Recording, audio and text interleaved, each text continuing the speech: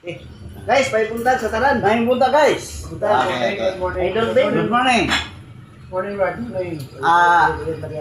Buot lang namo sumbayan tong episode nga. Labi na tong Episode to sa na, isa. episode to. Snacks time nga. Ah, Nato nalambigit ang word nga purgatorio. Ngayon. Wa man gud na ako mapalawom. ah, Niingon man ko nga doktrina na sa Katoliko nga simbahan. Apan kana siya biblikal. record niya. Sige. Biblikal na siya kay makita man na Abay nato lang, sa abay lang. Abay lang. Okay. Okay. Thank you. Makita na nato sa Sikan Maccabees chapter 12 verses 38 to 46 o direkta ta sa 46. Sikan ikaduha nga Makabiyo kapitulo 12 bersikulo 46 nga iampo gyud ang mga patay. Kana nagpasabot na nga nana sila sa lugar nga kuan gitawag og purgatorio. Kay kini ang mga sula eskriptura o Bible alone wala nang kuha ng purgatorio. Kaya ang ilang Biblia naga-contain raman og 66 ka Bible, 66 ka books. Di pareha sa Katoliko nga simbahan nga naay 73. Og tukio na nato nganong 66 versus 73 ang Katoliko. Tukio na nato karon. Sa year 11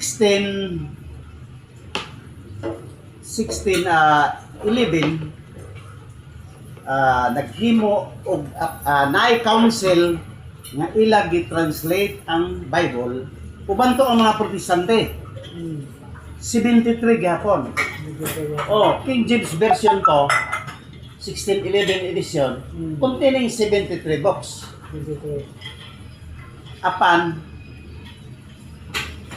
ang mga uban mangod nga grupo ngalan nga nakita nila nga naanay mga protestante dito po mga kuan nila mga relihiyon o sikta nga wala na sa pagtugot sa Katoliko nga simbahan. Sila naglaksi.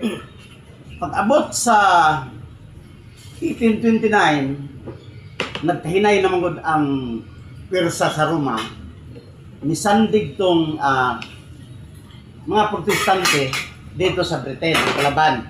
Kay gamahanan man ang Britain. O dito gilaksi sa mga protestante dito sa Europe, sa Edinburgh Bible Society sa Britain. Ila gilaksi ang 7 ka libro. Nga kana wala kanay pagtugot o permiso sa simbahan nga Katoliko. Mawa sila maghuna-huna nga kung walay Katoliko, walay Biblia. Walay tiyo, Brad. Lagi. Kay una na produce nga Biblia sa Katoliko, katong Latina Vulgata nga si Saint Jerome may gisugo ni Pope Damaso para mag-translate sa Biblia o mag-compile kay ang Old Testament na hisulat man sa Hebro o ang New Testament na hisulat man sa Greek. So Saint Jerome may nag-compile into one book nga nahimo siya giganlan Latina Vulgata. Latin ang inistoryahan into one language. Okay. Pero pag abot ananim ato lang apilon to si Martin Luther. Ang una gid nag-translate sa Biblia ay si Martin Luther mo may father of Protestantism. Mala ako ba dok? Bong. Mala. Magkuha ko to guys. Hi guys, hinauta nga mag-subscribe mo sa mong page.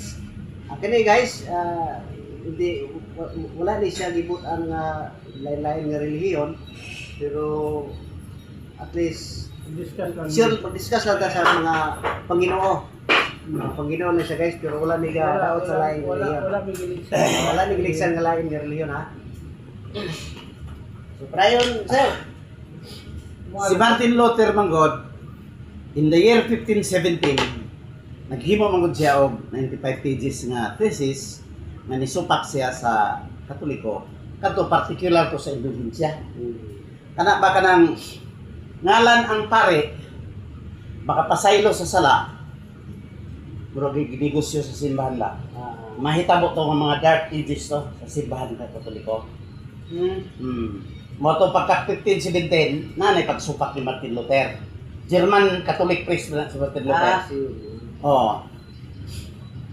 Pagka 1520, iyang gitukod ang Lutheran Church kay excommunicate ni siya sa Pope Leo XII.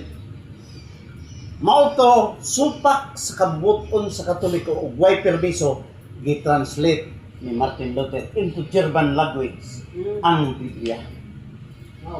Sa iya paghimo niya na kay delikado man ang kanang kuan ang Roma ni adto nga panahon among gihapoy ug duol ra ka sa ilaha kuan soberenya pwede ka ipapatay kay gamhanan ang naa sa simbahan sa unang panahon. Apan niabot man si kuan German Frederick Weiss. Kada si Frederick Weiss sa kada politician sa Alemanya o Germania at Germany, politician at the same time businessman, mao ni protektar kang Martin Luther. O diha sa pagka 1534 na kumpleto gid ni Martin Luther ang pagkuan. Gisugda niya ng 1522 up to 1534 ang kumpleto Old Testament ug New Testament. Iya na translate into one language sa German. Nga bisan pa walay pagtugot sa Katoliko nga simbahan. So siguro nahimo to nga basihan pud sa uban o nangusog pud ang kuan mo tong niabot ang kato si ang council naghimo silang council nga basihan i-translate pud sa lain nga language mo tong ang ikaduha nga translation nga gitubot tagi sa Katoliko mo tong King James version 1911 edition. O katong pagka 1615 usa sa nagkuan ato nag-examine atong translation sa 1611 edition sa KJV mo to First Protestant nga Bible nga na-translate into another language. Ni pakanaog ang bishop sa Rome nga kung kinsay mo translate sa Bible o kung kinsay mo translate sa Bible nga walay permiso sa council pagkaprisuhot kung isa ka tuig. Silutan. Silutan. Apan daghamay mga kuan na pod. Ika naman gusto po musika. Pagka 1829, kadaghanan ang mga Protestant, gusto ko sila, nakita mong nila si Martin Luther na buhat ni Martin Luther, king ang tawag ni Martin Luther sa German. Nisikat siya. So gusto po sila nga mahimo po og mga Bible na wala na sa permiso sa Katoliko nga simbahan. Tibani ninyo mga igsoon na ay mga Biblia nga gipermit sa simbahan nga Katoliko. Apan ukmo nimo ang first page ng the Holy Bible. Nakakanay tatak nga nihil obstat imprimatur. Latin kana brad. Ang pasamot ana nga gihatagan ng permiso sa Katoliko nga simbahan nga i-reproduce na. Nga iprinta kana nga kuan Biblia. Kay niagi na may evaluation nga free from errors sa original nga text. Sa katong Latin, base sa Latin. Ug karon katong nasulti na ako kanina nga wa naman gud sa soberenya sa kuan ang Britain ug France kay mga rising naman na apilang Amerika.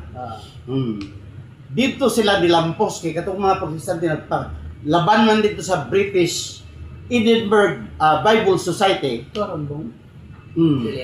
Dito sila dilampos galaksiyon ang 7 ka libro nga importante kay keto kay under the inspiration of the whole of God daw siya nga pagkabuhat apan gi-claim nila nga dili under the inspiration. Kinsa man sila, asa man sila nga authority. Klaro tataw og dayag man gina sa Mateo 16:19.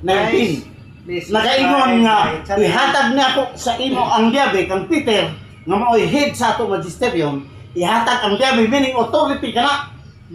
walay mga question sa Katoliko kung unsay buhaton niya. Kay na ang authority sa iya, dili uban sa uban mga sikta, mga protestante nga kaya sila wa sila authority. Hindi